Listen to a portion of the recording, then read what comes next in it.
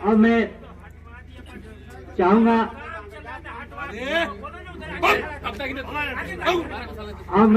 हमारे बीच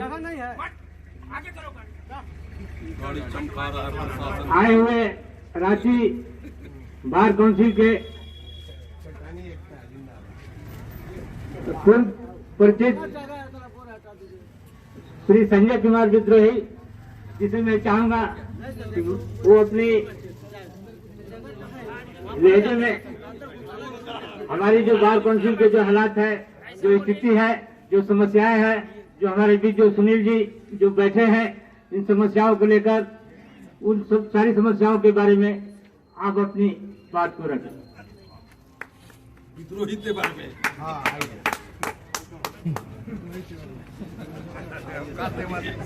तो पहले खत्म है।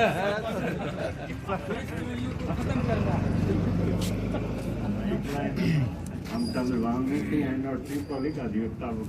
एक बात, आप लोग बार काउंसिल के जो सदस्य हैं, आप लोग सभी जो भी स्टेट बार काउंसिल के आए हैं, जो बार काउंसिल ऑफ इंडिया से रुपया 1000 रुपया दिया गया है, इसमें आप जिक्र कीजिएगा जितने अब हैं, किसको मिला है, कैसे मिला है, क्यों नहीं मिला।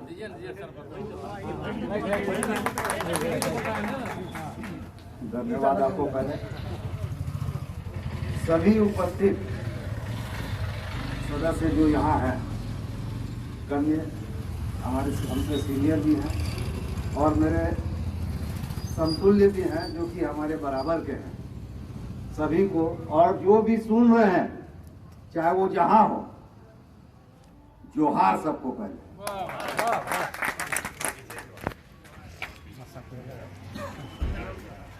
आज बोकारो शहर में बोकारो अधिवक्ता संघ के सामने और बोकारो अधिवक्ता संघ के निर्वाचित जितने भी सदस्य हैं, चाहे वो महासचिव हो, अध्यक्ष हो, चाहे और कोई पदाधिकारी हो और कोई भी कार्यकारिणी के सदस्य हो, इस सभी को जो कि उनके शहर में इस तरह का आंदोलन हो रहा है और उसको उन लोग सहयोग कर रहे हैं, तो पहले उन लोगों को, सबको, बोकारो को और बोकारो के सभी अधिवक्ताओं को मेरा नमन। सुनील कुमार सिंह जी उर्फ अन्ना जी कोई अपरिचित नहीं है, ये अब किसी नाम के मोहताज नहीं है। इनका अपना एक शैली है किसी भी बात को रखने का, इनकी अपनी एक परिभाषा है अपनी बात को बतलाने का। और इस कोरोना काल में जब से न्यायालय खुला, चाहे वो वर्चुअल खुला, और हम लोगों ने तहे दिल से उसको स्वीकार किया, हमने कभी आपत्ति नहीं किया, किसी अधिवक्ता ने आपत्ति नहीं किया, लेकिन हमारा सब्र कब टूटा? हमारा सब्र तब टूटा जब बाकी सब चीज वर्चुअल से फिजिकल हो गया और बाकी सब चीज वर्चुअल से फिजिकल हो गया, एकमात्र अछूता हम ही लोग रह गए जो वर्चुअल के दलदल में फंसे रह गए।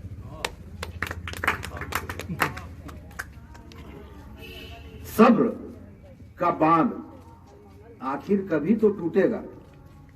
दर्द सहने की सीमा होती है, आंखों में आंसू छुपाने की भी एक क्षमता होती है, लेकिन जब क्षमता से बाहर कोई चीज हो जाए तो आंसू अपने आप छलकने लगते हैं, दर्द में जो सीना होता है वो अपने आप एहसास दिलाने लगता है। और वही नतीजा ये हुआ कि हमारे सुनील कुमार सिंह अन्ना जी को यहां बैठने पर मजबूर किया। आज पूरे झारखंड में मैं जहां भी गया, चाहे मैं रांची में कहीं भी आंदोलन किया वर्चुअल कोर्ट को फिजिकल कोर्ट में कन्वर्ट करने के लिए, तो इनका नाम का जिक्र जरूर किया कि झारखंड में कोई ऐसा शख्स तो है जो रास्ते में बैठकर विरोध करने का हिम्मत तो किया। बोकारो में वास्तव में दम है, बोकारो में वास्तव में दम है, क्योंकि बोकारो बार काउंसिल में हरदम अपनी रिप्रेजेंटेशन दिया है, पूर्व में भी दिया, फिलहाल भी है, और आने वाले काल में हमको लगता और ज्यादा देने का काम करेंगे। तो अब रहा कि वर्चुअल कोर्ट में क्या दिक्कतें हैं, तो ये दिक्कत बतलाने की हमें कोई जरूरत नहीं है। कई संगठन, जब आदमी शीर्ष में पहुंचता है तो वो भूल जाता है कि हम नीचे अस से अस तक पहुंचे हैं, फर्श से लेकर अस तक पहुंचे हैं। कारण आज जो इतनी बातें हो रही है, हम लोग इतने कष्ट में हैं, ये सब हमारे माननीय सदस्य ये राधेश्याम गोस्वामी जी ने जिस तरीके से रखा, हमारे सदस्य परमेश्वर मंडल जी ने जिस तरीके से रखा, हमारे सदस्य मृत्युंजय श्रीवास्तव जी ने जिस तरीके से रखा, तो सब अपनी पीड़ा को रख रहे थे, ऐसी नहीं। और ये पीड़ा क्या है? पीड़ा ये है कि हम आपको रिप्रेजेंट कर रहे हैं, मतलब हम आपकी पीड़ा को यहां रखने का काम कर रहे हैं और आपकी पीड़ा को बतलाने का काम कर रहे हैं, और आप लोगों के इस माध्यम से इस पीड़ा को ऊपर तक पहुंचाने का काम कर रहे हैं। बोलते हम यहां हैं, आवाज वहां तक जाती है, गरजते हम यहां हैं, गुंजन वहां तक जाके होती है। अगर कोई निर्जीव है तो उसको भी जगाने का काम हम अधिवक्ता कर सकते हैं, क्योंकि अधिवक्ता को बोला जाता है कि इससे बढ़कर सोशल इंजीनियर कोई नहीं हो सकता। अधिवक्ता से बड़ा सोशल इंजीनियर कोई नहीं हो सकता। अधिवक्ता जब मुकदमा लेता है तो ये सोच के लेता है कि ये मुकदमा मेरे मौकिल को जिताना है। मौकिल इंजीनियर है, डॉक्टर है, रिक्शा चालक है, प्रधानमंत्री है, चाहे वो कोई हो, उसकी हर बातों को न्यायालय में अगर रखने का काम करता है तो न्यायालय में रखने का काम अधिवक्ता करता है। और अधिवक्ता जिस तरीके से न्यायालय में अपनी बातों को रखने का काम करता है और जिसके लिए रखने का काम करता है, अगर उसको भी न्यायालय में खड़ा कर दिया जाए तो हमसे आधा भी बोलने का काम वो नहीं कर सकते। आज वर्चुअल कोर्ट हर हाल में, वर्चुअल कोर्ट हर हाल में बंद होना चाहिए, फिजिकल कोर्ट हर हाल में चालू होना चाहिए। वो इसलिए कि वर्चुअल कोर्ट में केवल आज इन्हीं लोग का नोटिफिकेशन है, केवल अर्जेंट मैटर काम क्या आएगा। अर्जेंट मैटर मतलब उन लोगों के लिए क्या होता है? अर्जेंट मैटर मतलब उन लोगों के लिए हमारे पेट नहीं है, हमारा कोई वास्ता उन लोगों को हमारे अर्जेंट मैटर से नहीं है। उनको वास्ता अर्जेंट मैटर से खाली यही है कि कोई मुताले अगर जेल जा रहा है और जेल से निकालने का काम होना है तो उसी की बस यही उनके लिए अर्जेंट मैटर का काम है। चाहे कोई मुख्यमंत्री, चाहे कोई संसद अगर कोई मुकदमा कर रहा है तो उसकी सुनवाई होना चाहिए, ये उसके अर्जेंट मैटर में काम में आता है। आप देखे होंगे मुख्यमंत्री जी ने एक पिटीशन फाइल किया और वो सिविल नेचर का होने के बाद भी एडमिट हो गया, नोटिस हो गया, और उसमें रोज डेट, जब भी डेट पड़ती है उसमें सुनवाई उसमें हो जाती है। बाकी आपका और हमारा नोटिस करने के लिए आज 9 महीना से पड़ा हुआ है, धूल उसमें इस तरह से फाइल में पड़ गया है कि उसको अगर उन लोग झाड़ने का काम करेंगे तो धूल को केजी में बेचने का काम हो सकता है।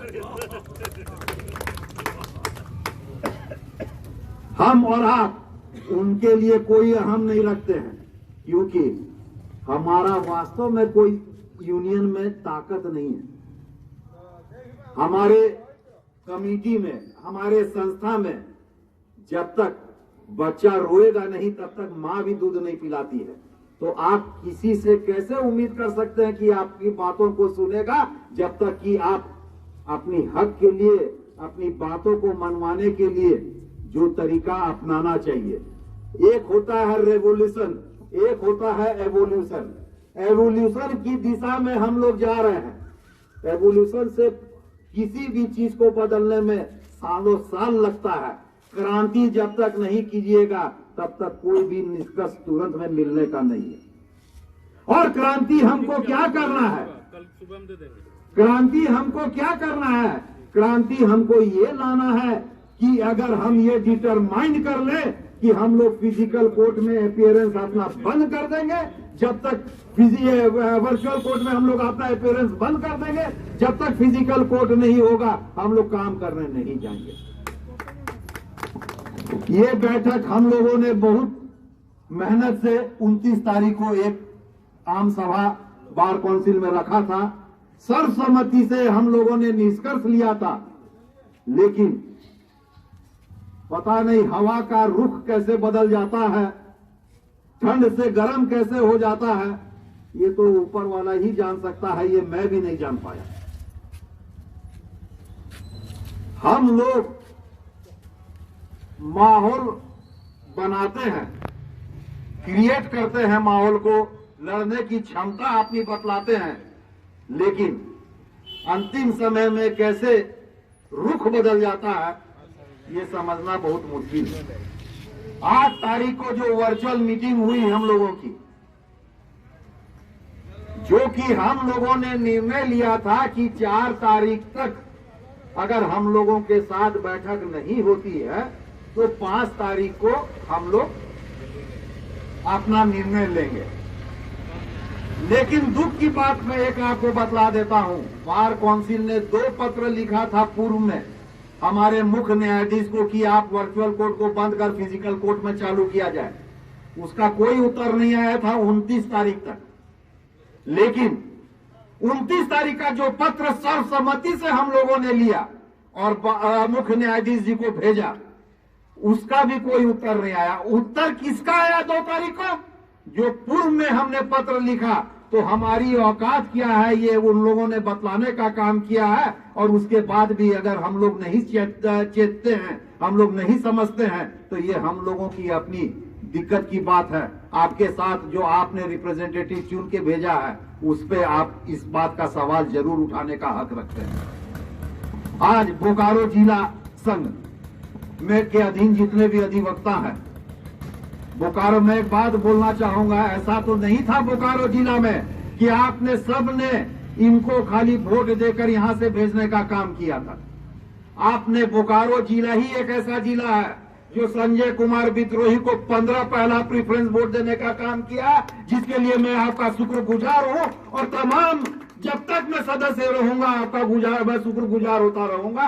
और जब आप हमको बुलाइएगा आपके दर्द में, संजय कुमार विद्रोही बोकारो में आके खड़ा होने का काम करेगा। लेकिन बाकी लोगों को भी आपने वोट दिया था और जीत के वहां गए हैं 25 सदस्यों में। किसी ने आके क्या आपसे पूछा?